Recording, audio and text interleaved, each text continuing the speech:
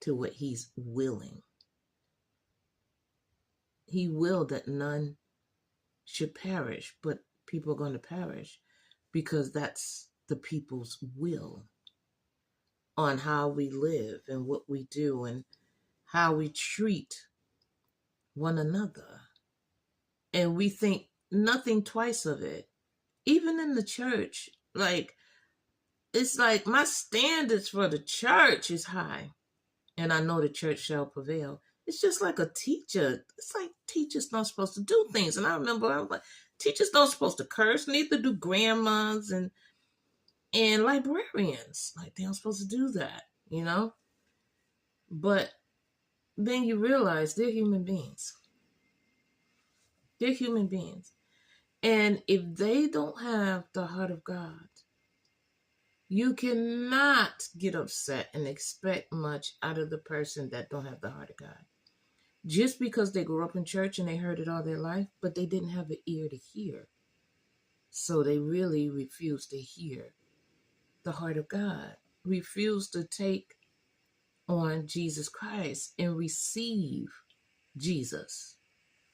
Not just hear the word, but we got to be doers of the word. We have to have an ear to hear. It's written somewhere else too, but okay, I must have been talking about.